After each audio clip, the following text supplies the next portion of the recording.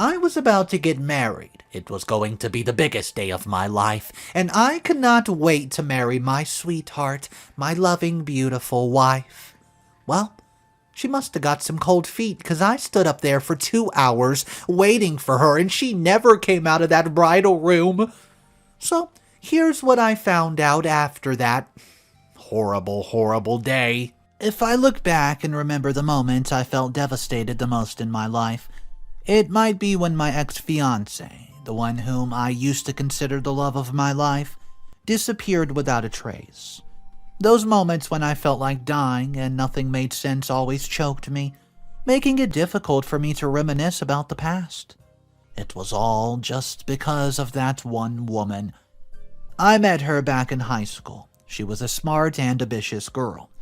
I had fallen for her because of her confident personality and was the first one to court her.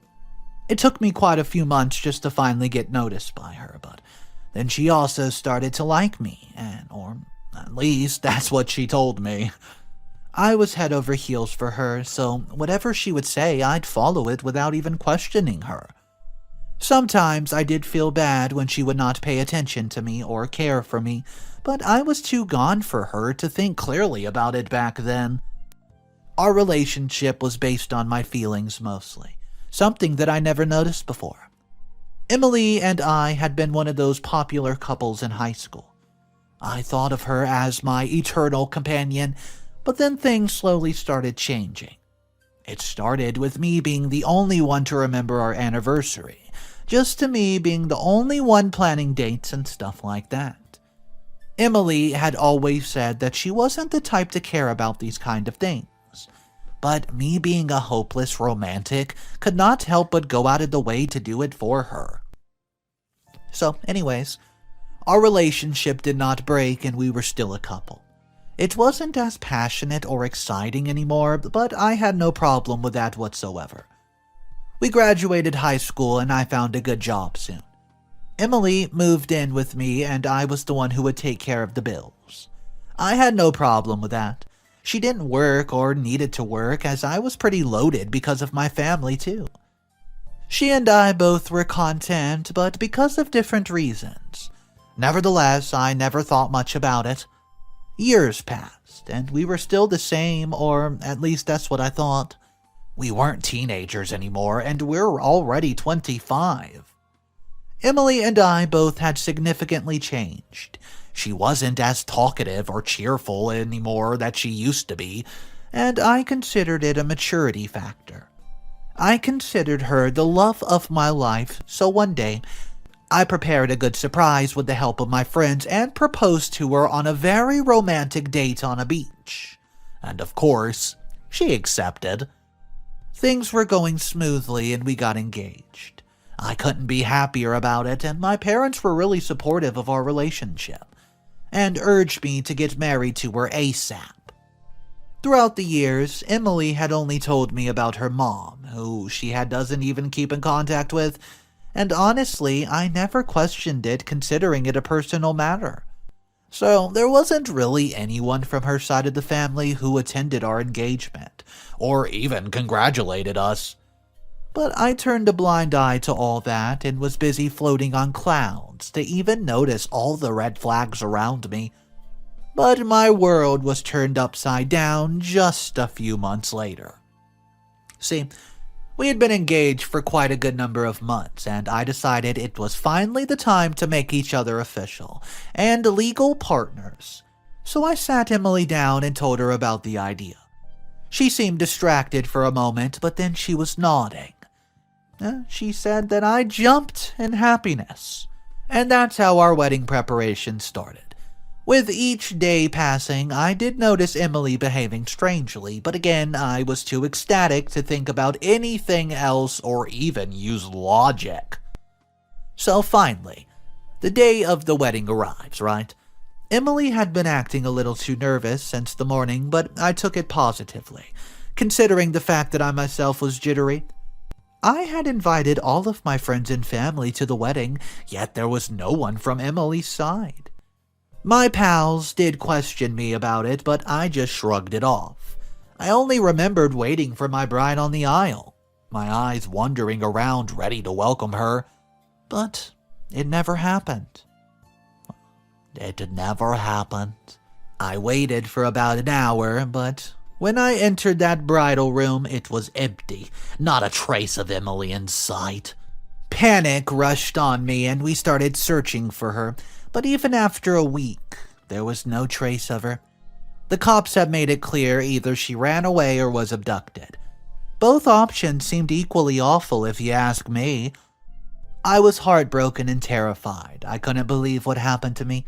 I kept searching for her. It was only after my health started deteriorating that my friend sat me down and counseled me to let it go. There was no use of crying over spilled milk. That isn't even in our power anymore. And it looked like she willingly left. I didn't want to believe it, but after years of searching, I'd given up.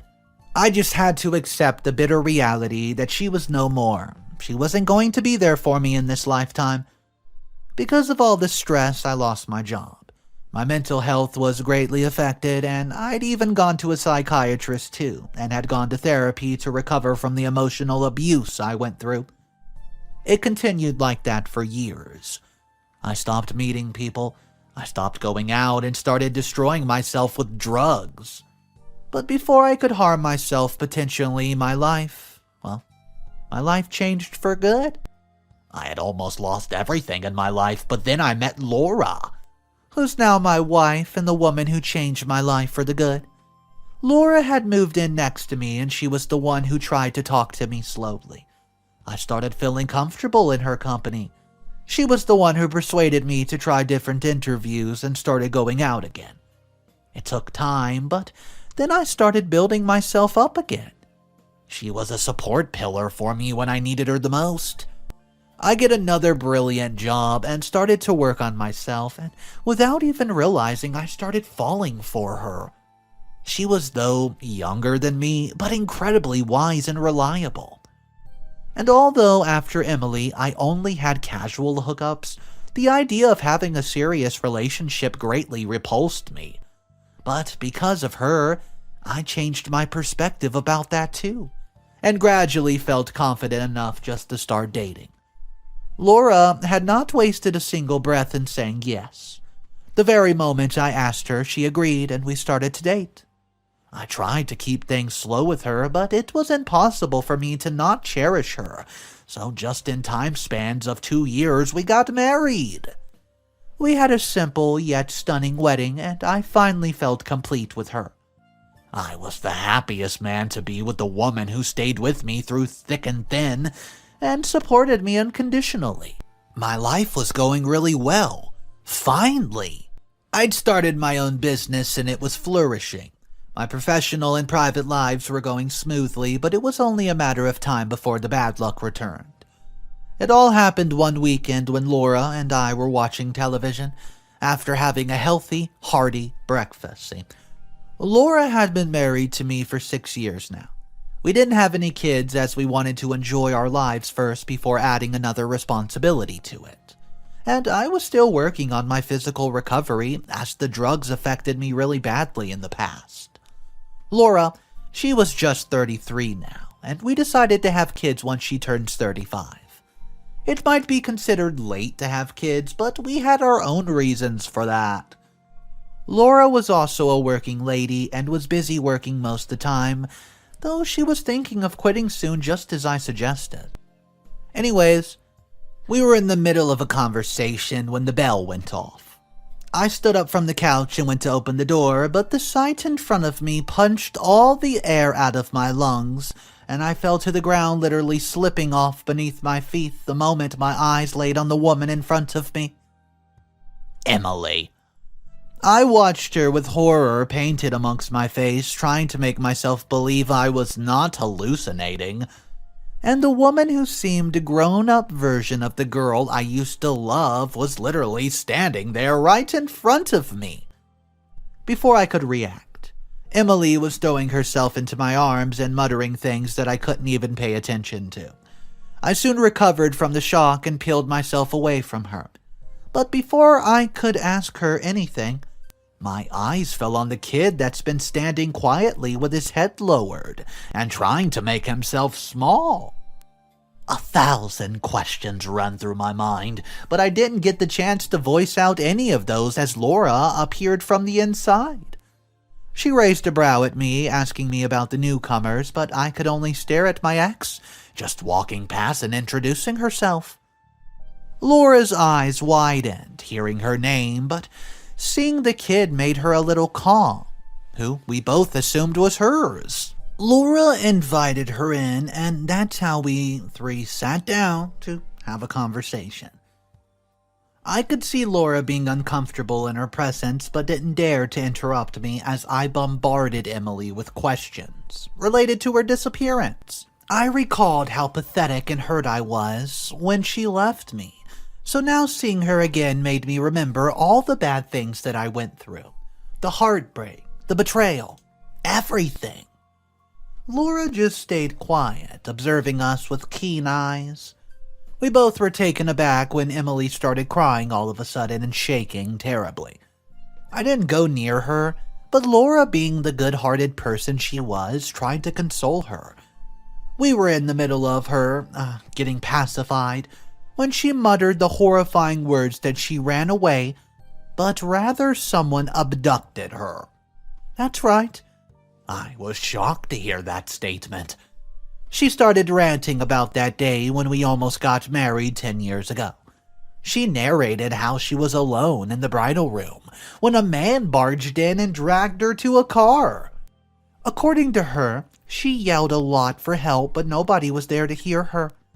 She went on and told us how torturous life that she spent the last 10 years was, when all they did was hurt her and keep her in captivity. We couldn't believe our ears when she told us how the man forced her to stay with him all those years and never allowed her to meet anyone or go outside, and she actually managed to escape because he forgot to lock the door and was out of town. Well, hearing her story seemed like it was straight out of a movie. She kept sobbing and narrating that she went through, but nothing stunned me more than her words announcing that the kid with her is actually mine. Laura and I looked at her as if she grew another head. I watched Laura stand up abruptly as she stared at me wordlessly. I looked at Emily, who was still crying and now clutching the boy at her chest, and she looked at me with hopefulness. I had no idea what to do. I had a kid all this time? Yes. We did not get the chance to get married, but we were engaged, so why did she never tell me about it before? And so I said it all aloud, awaiting for her to explain what actually happened. Emily heaved a deep breath before starting to talk about how she was going to tell me about her pregnancy and how she wanted to give me a surprise on our wedding day. But then that happened and she never got the chance to do any of that. Before she could continue her sob story, Laura opened her lips as she interrupted her and told her to leave the house. We all stood up as I watched Laura drag Emily towards the door. Emily starts yelling and begging me to let her stay and help her. I was frozen in my place, but then the kid started crying loudly, which snapped me out of a daze, and I finally yelled, making Laura stop. I marched towards the two, separating both women, and told Laura to go to the room. She shook her head, denying to listen to me, but my hard glare was enough just to shut her up.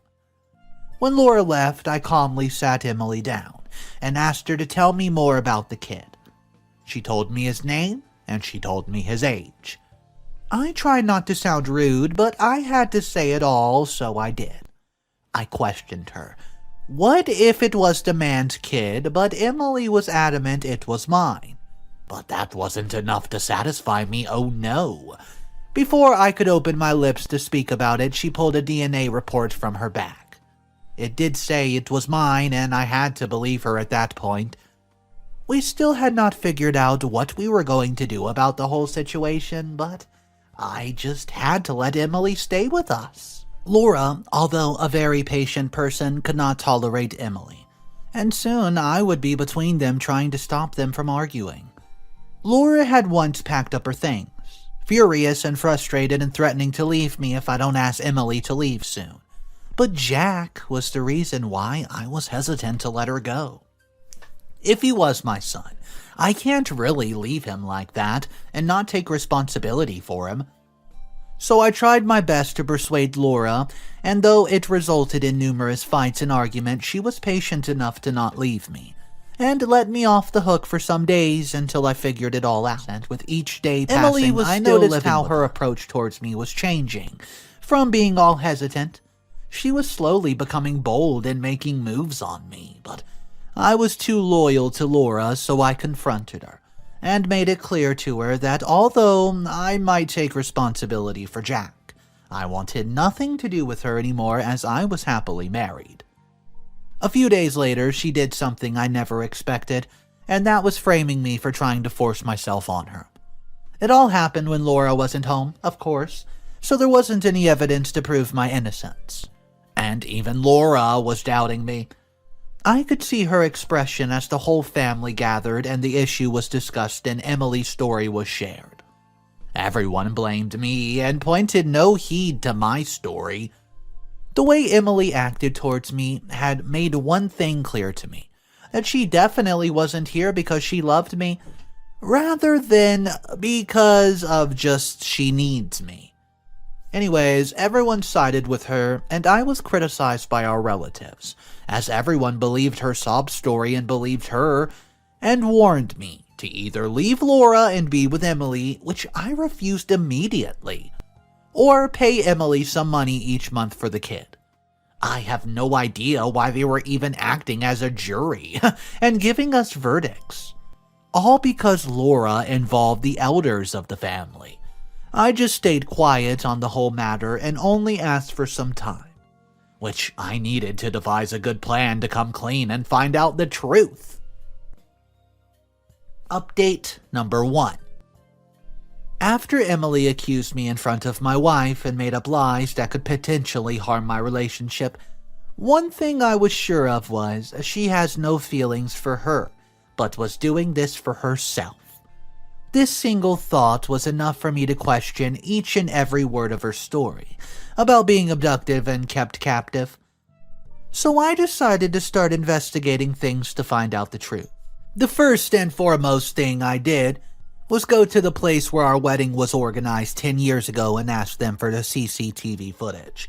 But since it was such an old video, at first they refused to both themselves, but when I explained my dire situation and contacted by a friend who's an attorney, we finally got them agreed to find it for us. But I was told it was going to take some time. So, till that, I decided to think about more things that could lead me to the truth. I was sitting on a couch thinking deeply when my eyes fell on Jack and I decided to talk to him. The moment I questioned him about his house, something flashed in his eyes, and he refused to say anything about it. This only added to my suspicions, and when I queried about his father, or the man, his eyes lightened up and he was happy to talk about it. This made me confused, since the man Emily described and Jack talked about did not even feel like we were talking about the same person. So, I kept asking him about their house and stuff, and Jack did not hesitate to tell me about their old neighborhood, and how his parents lived together after the end of the conversation. I was certain that Emily lied, because the life the kid was describing was totally different from what she portrayed, and he has no reason to lie. Just to confirm one last thing, I took Jack with me one day, making an excuse that I wanted to show him around, and took him to a lab. Well, we gave samples for DNA testing, and I took the kid to the park afterward. Fortunately, he was a nice kid and didn't question anything and just complied with what I told him. After that day, 2 weeks passed, and Laura and Emily's fights intensified, since Emily wasn't even trying to maintain peace at all. The day finally arrived when I received the much-awaited evidence, and, well, my suspicions were proven true by the DNA report, where it was clearly stating our DNA did not match, and he was absolutely not my kid. My blood was boiling thinking about what Emily tried to do. I could not think of one logical read behind her act, and trying to damage my relationship nonetheless. And I knew I wasn't going to tolerate her nonsense anymore. Update number 2, after getting the reports. Well, I've made up my mind, and I made a beeline to my house. When I entered the home, I saw Emily sitting on the couch watching a TV show.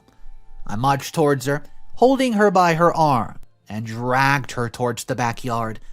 I barked at her, asking her to explain why she lied and make up a fake story, only to barge into my life 10 years later. Her eyes widened, hearing me, but she refused to admit anything and starts denying everything. It only angered me more. I kept asking her, giving her a chance to explain herself, but she only scoffed, telling me she's not going to admit doing any of that, and that she already has support from everyone around her. Seeing her shamelessly standing without an ounce of regret only hardened my stance of exposing her. After that encounter with her, I also received the messages to come to the wedding place organizer's office, just to check the CCTV I desperately required. I knew what I was going to find out, since her stubbornness and sob story with countless plot holes and inconsistencies were clearly indicating that she was lying.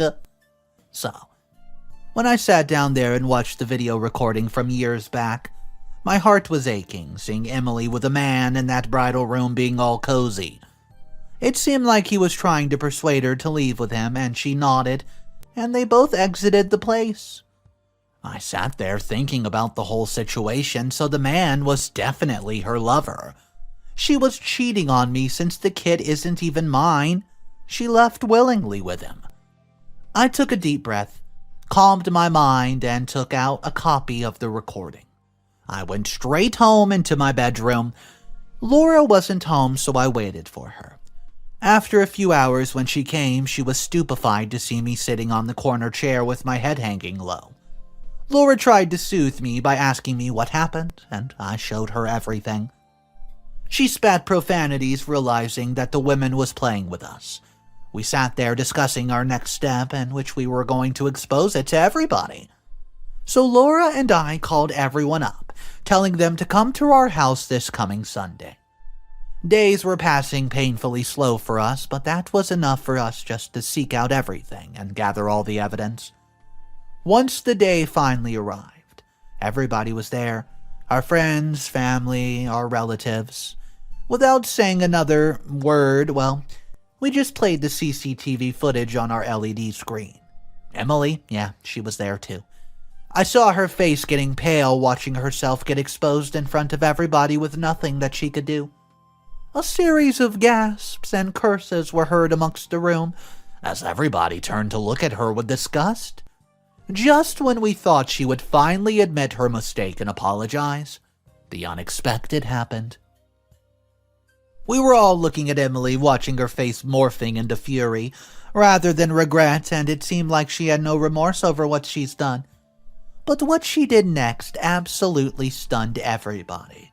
She starts throwing things, breaking things, and she starts cursing me. And then she charged towards Laura and starts to hurt her. The women seemed mad, and I couldn't even recognize her anymore. I quickly pushed her away, protecting Laura from the bad woman. Some of our relatives were holding her as she thrashed around in their hold and threw curses at us. Without even thinking much, I reached for my phone and called the cops. Within 10 minutes, they were there, and they arrested her for causing financial damage to us.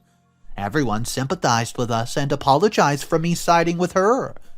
I didn't mind forgiving them. That woman had manipulated everyone, so you could say it was understandable. I then called my friend, who was an attorney, and asked him about the possible charges I could make against her. We thoroughly discussed the details and decided that it would be property damage. It would also be bluffing and emotional abuse. So, I did file a complaint against her, and she received the punishment. She had to pay the fine, compensation for damage, and got a restriction letter that she would be arrested if found even within a mile near us. I knew we could have let her go, but it felt necessary to let everyone know how dangerous and what a big liar she was. We just needed to expose her lies and deceitful actions, so hopefully there won't be any more victims who would be trapped by her.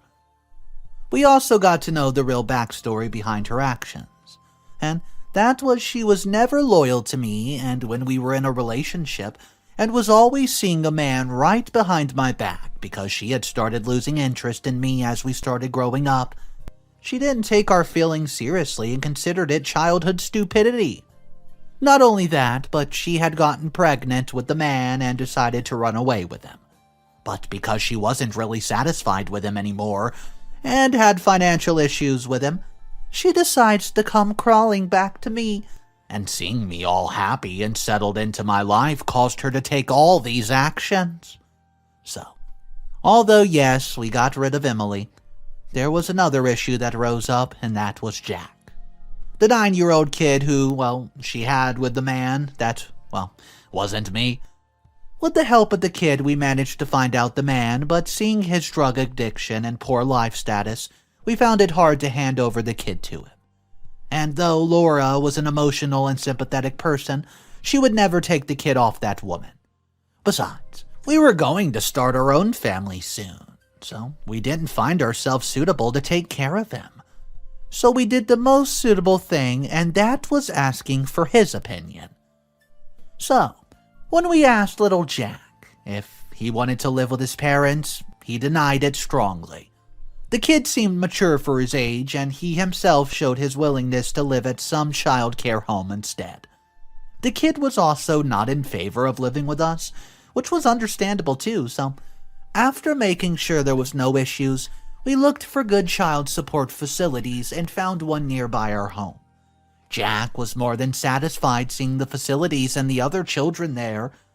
We decided to be his support care, and paid for his dues and also made sure to visit him once a month. Though he wasn't our responsibility, he was an innocent kid and had no fault, so it only felt right to help him rather than leave him all vulnerable. After everything was resolved, it was only right for me and Laura to have a talk about our relationship again. We decided to have a chat about our future and communicated our concerns together. I was happy to find out Laura didn't blame me for anything and wanted us to stay together in each other's life. After months of mental torture and trauma, my mental health was greatly disturbed, so I had to resume my therapy as well. Emily had hurt me and emotionally exhausted me. The woman never appeared in our life again, and it was a good sign. Though I did hear about her starting drugs and becoming an addict, it wasn't my concern anymore. She could go die for all I care. Literally. So, months after all this, we received the good news about Laura being pregnant. I couldn't be happier about it. After the news of our going-to-be parents came out, we were met with the unexpected. Emily showed up all high and intoxicated on who knows what.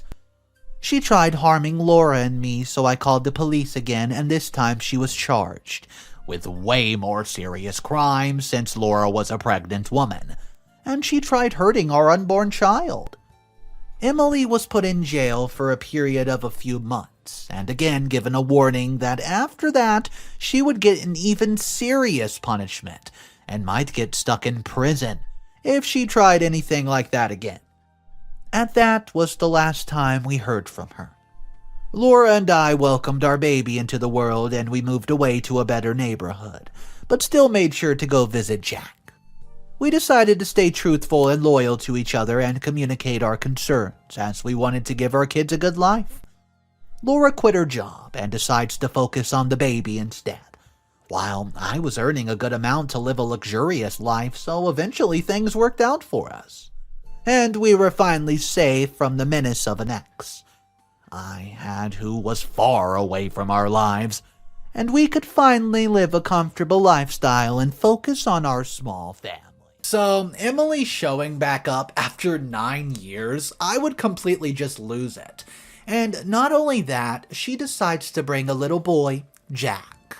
Jack comes with her, And just the fact that she would emotionally manipulate this small boy and get OP to think that that is his child is so bonkers. I mean, she's delusional, mental, whatever you want to call it. Oh my goodness, I could not imagine being in that position.